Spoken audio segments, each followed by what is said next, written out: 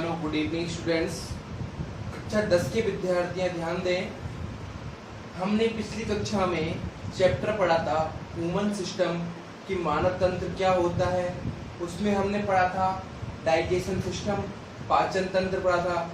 पाचन तंत्र के क्वेश्चंस हो गए आपके सारे कंप्लीट, आपको समझ में भी आया होगा पाचन तंत्र इन रिकॉर्डेड वीडियो में। अब देखिए, आज हम बात करने जा रहे हैं श्वसन तंत्र, रेस्पिरेशन सिस्टम कि रेस्पिरेटरी सिस्टम क्या होता है, श्वसन तंत्र क्या कार्य करता है आपके शरीर में।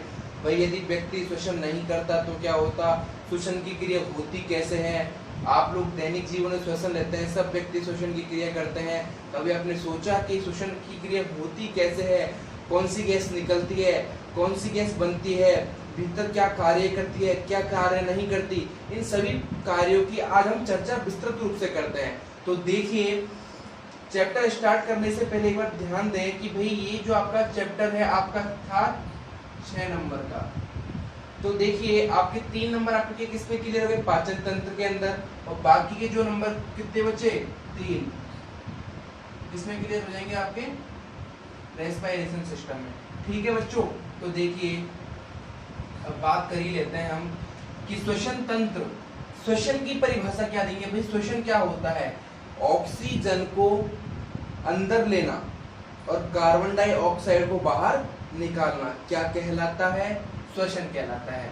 ऑक्सीजन को किससे शो करेंगे, O2 से, और बाहर निकाल रहे हैं कौन सी, कार्बन डाइऑक्साइड CO2। ठीक है, तो इसकी परिभाषा हम देंगे वायुमंडलीय ऑक्सीजन को अंदर लेना तथा कार्बन डाइऑक्साइड को बाहर निकालने की जो प्रोसेस होती है, प्रक्रिया होती है, उसको श्वसन कहते हैं। और इस पूरे तंत्र को क्या कहते हैं, श्वसन तंत्र कहते हैं। That's clear. तो देखिए बच्चों, आज हम बात कर रहे हैं इस डायग्राम को। देखिए आप सब, ये डायग्राम क्या है हमारा, श्वसन तंत्र का है। क्या है, किस चीज का है, श्वसन तंत्र का है बच्चों। तो देखिए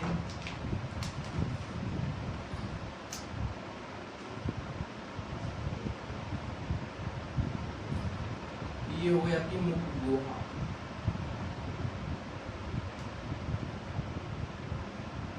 माउथ कैविटी। भाई देखिए बात कर लेते हैं, आज हम इस चित्र की बात करते हैं। देखिए ये क्या हो गया आपका, पूरा क्या हो गया, ये आपका रेस्पिरेटरी सिस्टम हो गया। ठीक है, इसमें क्या हो गया, बाहर नासिका हो गई, ये क्या है ग्रसनी हो गई, ये लैरिक्स यंत्र हो गए, श्वास नली हो गई, फेफड़े हो गए, श्वसनी हो गई जिसको इंग्लिश में ब्रोंकाई बोलते हैं, श्वसनिका हो गई, कूपिकाएं हो गई, और ये नीचे क्या आ गया आपका पूरा अस्तर डायफ्राम हो गया।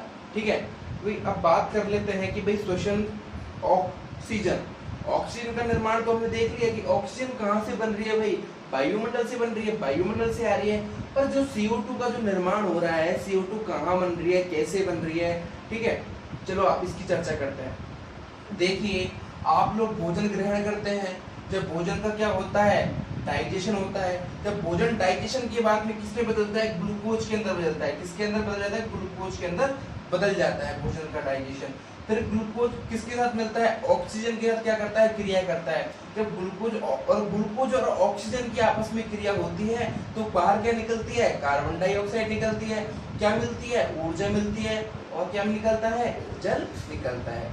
तो देखिए बच्चों, फिर वापस बात करें हम एक बार स्टार्टिंग पॉइंट की बात करें कि श्वसन तंत्र को 3 पार्ट में डिवाइड कर दिया, ऊपरी श्वसन तंत्र, निचला श्वसन तंत्र और श्वसन मांसपेशियां। ठीक है, तो बात करते हैं ऊपरी श्वसन तंत्र क्या होता है। भाई नाम से पता चल रहा है कि ऊपरी श्वसन तंत्र मतलब बाहर वाला श्वसन तंत्र। बाहर कौन कौन से आपके ऑर्गन्स पाए जाते हैं जिनके माध्यम से आप श्वसन की क्रिया को आसानी से कर सकते हैं। ठीक है, देखिए नासिका, आप सब जानते हैं जो नाक होता है उसको नासिका बोलते हैं, और जो मुख होता है माउथ कैविटी, मुख गुहा, मतलब जो आपकी गुफा कैसी होती है भाई, सीधी सीधी होती है, अंधेरी होती है, सकरी होती है। उसी प्रकार से जो माउथ की कैविटी है इसको क्या बोलते हैं, मुख गुहा बोलते हैं।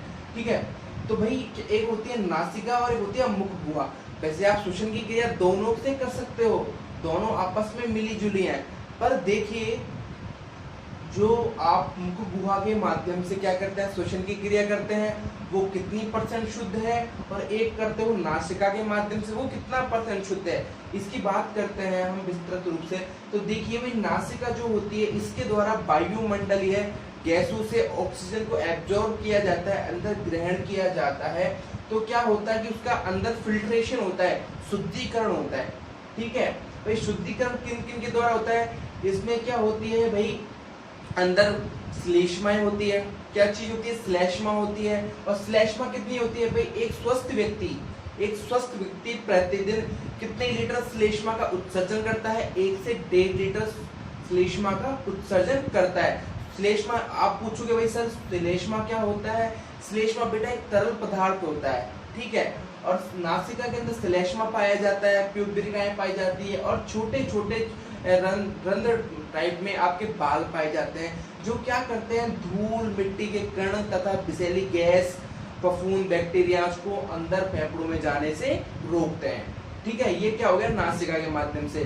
तो नासिका के माध्यम से जो आप श्वास लेते हैं वो प्योर रूप से पूरी तरह से फिल्टर होकर के फिर अंदर जाती है फेफड़ों के अंदर, 100% फिल्टर होकर के कहाँ जाती है, अंदर जाती है।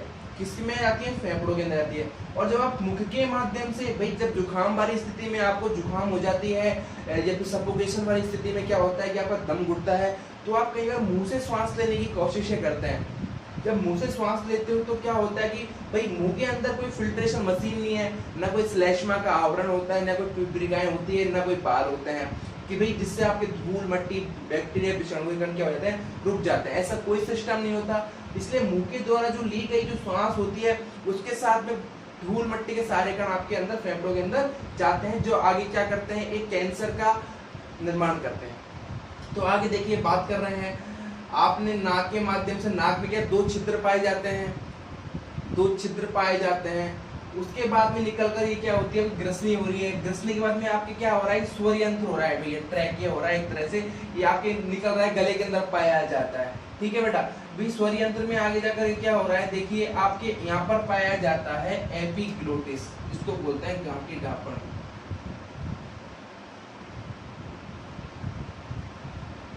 घाटी ढापण को बेटा बोलते हैं घाटी ढक्कन बोलते हैं, एपिग्लोटिस भी बोलते हैं, एपिग्लोटिस।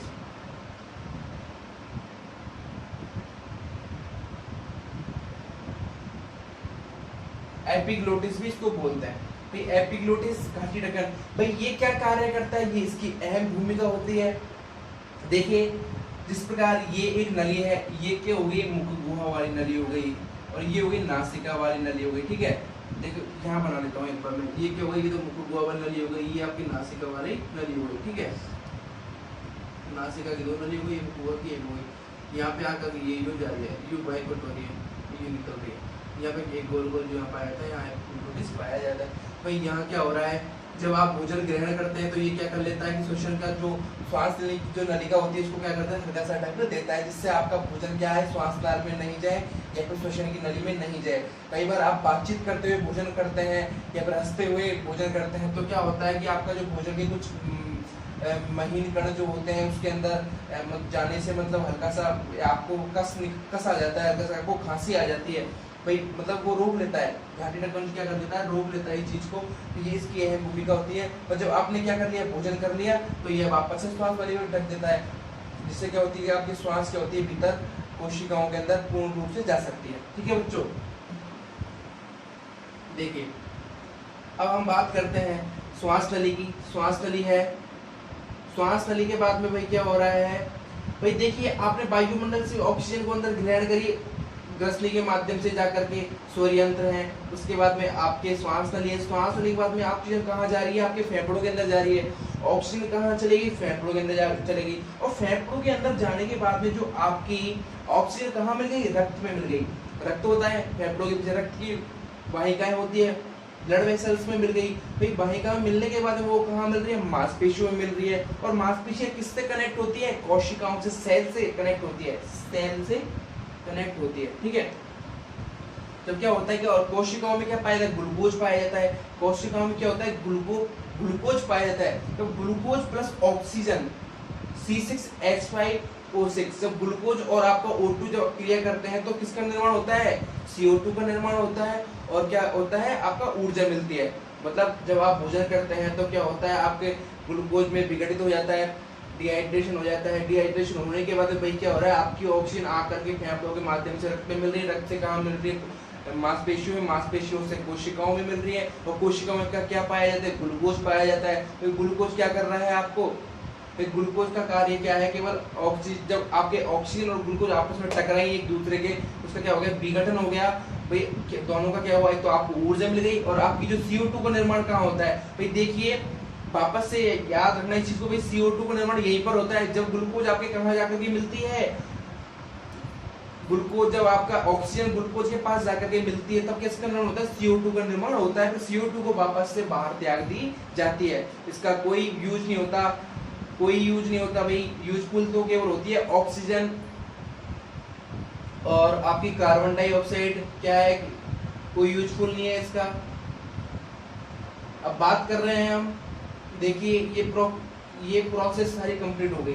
तो देखिए अभी ऊपरी श्वसन तंत्र में कौन कौन से पार्ट आपके क्या करते हैं, भाग लेते हैं। एक होती है नासिका, भाग लेती है। नासिका आप जानते हैं, नाक जिसमें 2 छिद्र होते हैं। आपको बताया श्लेष्मा का आवरण पाया जाता है इसके अंदर। बात करते हैं मुख, बात करते हैं ग्रसनी और अब ग्रसनी, ठीक है।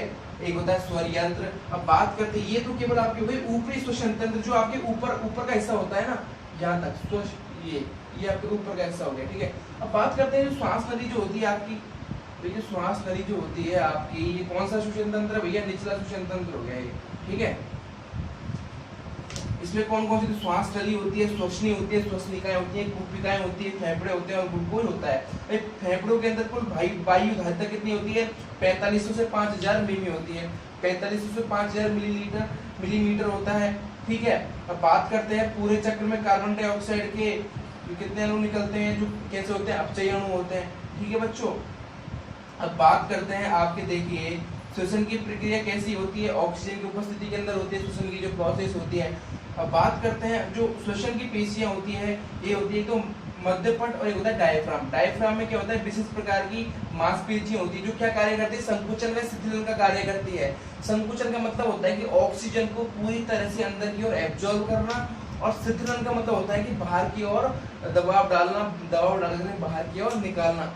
संकुचन व शिथिलन की प्रोसेस से क्या होती है, एक तरह से पंप करता रहता है। पंप करने से ऑक्सीजन अंदर आती है और पंप करने से क्या होता है, कार्बन डाइऑक्साइड बाहर निकल जाती है बच्चों, ठीक है बच्चों। आप एक बार समझ गए होंगे। देखिए श्वसन की कोई परिभाषा पूछ ले 1 नंबर में, तो आप लिखेंगे वायुमंडलीय ऑक्सीजन को अंदर ग्रहण करने की प्रक्रिया श्वसन कहलाती है। इस सारे प्रोसेस को, इस सारी प्रक्रिया को श्वसन तंत्र कहते हैं, ठीक है बच्चों। बात करते हैं 1 नंबर क्वेश्चन आ गया कि मनुष्य में प्रतिदिन कितना श्लेष्मा का स्राव होता है, कितने प्रतिशत श्लेष्मा का स्राव होता है, कितना श्लेष्मा का स्राव होता है। आप लिखोगे 1 से 1.5 लीटर श्लेष्मा का स्राव होता है, ठीक है बच्चों। ये आपका श्वसन तंत्र पूरा एक तरह से कंप्लीट हो चुका है। पूरी प्रोसेस देख लीजिए वापस से। श्वास को आप ले रहे हो, कंप्लीट कर रहे हो, ग्रसनी में मिल रहा है। ग्रसनी आपकी 3 प्रकार हो गई, मुख ग्रसनी, कंठ ग्रसनी और नासा ग्रसनी, और स्वरयंत्र हो रहे हैं, मुख गुहा हो रहा है। आप जो मुंह से श्वास ले रहे हो पूर्ण रूप से फिल्टर नहीं करता, पूरी फिल्टर नहीं करता, नासिका के द्वारा जुड़े हो, आपको क्या होता है, पूरी फिल्टर की प्रक्रिया हो जाती है। फिर श्वास नली में होकर के जाती है, फेफड़े होती है। वापस से अब दूसरी बात करें भाई, एग्जाम में और क्वेश्चन किस प्रकार से आते हैं, ये पूरी प्रोसेस आपने पढ़ लिया तरीके से। भाई बात करें अब हम कि श्वसन की दर को किसके द्वारा मापा जाता है, स्पाइरोमीटर।